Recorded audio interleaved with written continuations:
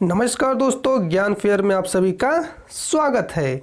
आज के इस वीडियो पार्ट में हम लोग चर्चा करने वाले हैं उत्तर प्रदेश चुनाव 2022 की, अर्थात उत्तर प्रदेश चुनाव 2022 जिसमें योगी, अखिलेश, माया और कांग्रेस के साथ साथ अन्य छोटी पार्टियां भी शामिल हुई थीं। उस चुनाव में क्या परिणाम रहा और किसने अपनी विजय हासिल की, मंत्रिमंडल गठित हुआ तो किसको कौन सा पोस्ट मिला, इन सारी चीज़ों को हम लोग चर्चा करेंगे। लेकिन वही चीज़ हम लोग चर्चा करेंगे जो हमारे एग्जाम के पॉइंट ऑफ व्यू से इंपॉर्टेंट होगा। हम लोग इधर उधर की कोई भी चर्चा नहीं करने वाले हैं, ठीक। तो हम लोग चलते हैं सीधे, देर न करते उत्तर प्रदेश में सीटों की संख्या को समझ लेते हैं कि उत्तर प्रदेश में कितनी सीटें हैं। तो अगर पूछ ले, उत्तर प्रदेश में लोकसभा की सीटें 80 हैं, राज्यसभा की सीटें तो 31 हैं, विधानसभा की सीटें पूछ दे तो 403 हैं, विधान परिषद की सीटें पूछ दे तो 100 हैं, ठीक। अर्थात लोकसभा 80, राज्यसभा 31, विधानसभा 403, विधान परिषद 100 सीटें। इन उत्तर प्रदेश में और भी बाकी डिटेल की चर्चा हमने पीछे अगली वीडियो में कर रखी है। आपको वो देखना हो तो आप आई बटन पे क्लिक करके वो वीडियो देख सकते हैं, नहीं तो हमारे चैनल पे जाके भी देख सकते हैं, ठीक। फिलहाल अभी जो चुनाव हुआ है वो विधानसभा के 403 सीटों पे चुनाव हुआ है। किस पे? विधानसभा के 403 सीटों पे चुनाव हुआ है। उस चुनाव के परिणाम की हम लोग चर्चा करें तो चुनाव परिणाम में बीजेपी को 273 सीटें मिली हैं, सपा को 125 सीटें मिली हैं, कांग्रेस को 2 सीटें और अन्य में जितने भी पार्टियां थी टोटल मिला के 3 सीटें अन्य में जाती हैं। तो इस हिसाब से देखा जाए तो बीजेपी को 273 सीटें मिलने के साथ बीजेपी प्रचंड बहुमत से अपना सरकार बनाई है और योगी जी फिर से दोबारा शपथ ग्रहण किए हैं उत्तर प्रदेश के मुख्यमंत्री के तौर पे। अर्थात इस बार जो मंत्रिमंडल गठित हुई है वो कौन सी? तो मंत्रिमंडल 2.0 इस बार गठित हुई है। तो मंत्रिमंडल 2.0 में कौन कौन से मंत्री, कितने मंत्री आपको नियुक्त किए गए हैं उसकी चर्चा कर लेते हैं। तो मंत्री कितने हैं? 1 हैं। उप मंत्री कितने हैं? 2 हैं। अन्य मंत्री कितने हैं? 52 हैं, ठीक। अब इन 52 मंत्रियों में कैबिनेट मंत्री पूछ ले तो 18 आपके कैबिनेट मंत्री हैं, राज्य मंत्री 20 हैं, राज्य मंत्री स्वतंत्र प्रभार 14 हैं, ठीक। 52 में से ही कैबिनेट मंत्री 18 हैं, राज्य मंत्री 20 हैं, राज्य मंत्री स्वतंत्र प्रभार 14, एक मंत्री तो उप मंत्री हैं, ठीक। ये रहा कैबिनेट मंत्री की चर्चा। अब इस कैबिनेट मंत्री में भी सामुदायिक विभाजन, मतलब सामुदायिक हिसाब से भी डिवाइडेशन किया गया है कि किसको कितनी सीटें दी जाएगी। तो इसमें सामुदायिक हिसाब से जो मंत्री बने हुए हैं, सामुदायिक मंत्री की बात कर लें तो ओबीसी में 18 मंत्री, ठाकुर से 10 मंत्री, ब्राह्मण से 8 मंत्री, एससी से 7 मंत्री, जाट से 3 मंत्री, बनिया से 3 मंत्री, पंजाबी से 2 मंत्री और मुस्लिम से 1 मंत्री। अर्थात सामुदायिक विभाजन इस तरीके से किया गया है, मतलब हर एक समुदाय से 1-2 करके आपके मंत्री बनाए गए हैं मंत्रिमंडल 2.0 में।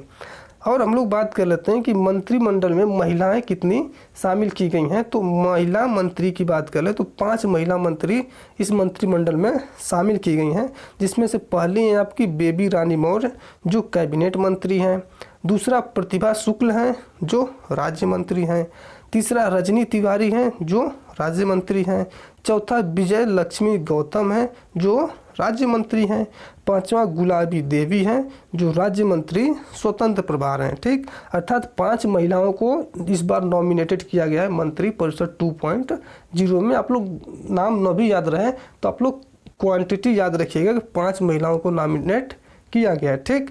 हम लोग आगे बढ़ते हैं। और अच्छा एक बात ध्यान देखिए, इसमें लक्ष्मी जो है वो मतलब फॉन्ट एडिटिंग का दिक्कत है, क्योंकि हमने लक्ष्मी सही लिखा था, फॉन्ट के हिसाब से गलती हो, मतलब कुछ अलग तरीके से लिख दिया गया, ठीक। हम लोग इसको इग्नोर करते हुए आगे बढ़ रहे हैं और बात कर लेते हैं मंत्री एवं उप मंत्री, अर्थात कौन मंत्री है और कौन कौन उप मंत्री हैं। तो योगी आदित्यनाथ क्या है? हमारे मुख्यमंत्री बनाए गए हैं योगी आदित्यनाथ। केशव प्रसाद मौर्य क्या है? उप मुख्यमंत्री हैं। क्या है? उप मुख्यमंत्री हैं केशव प्रसाद मौर्य।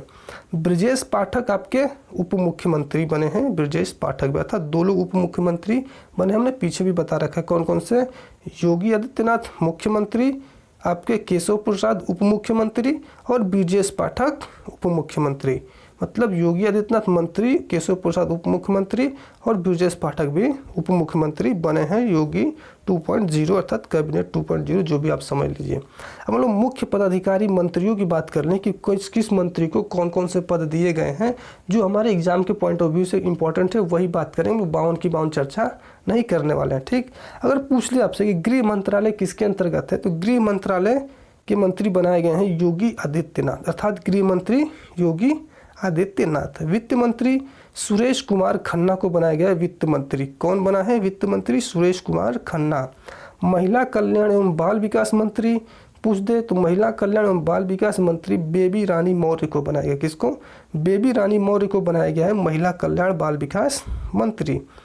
सिंचाई एवं जल संसाधन मंत्री पूछ दे तो सिंचाई एवं जल संसाधन मंत्री स्वतंत्र देव सिंह को बनाया। किसको? स्वतंत्र देव सिंह को सिंचाई एवं जल संसाधन मंत्री बनाया गया है।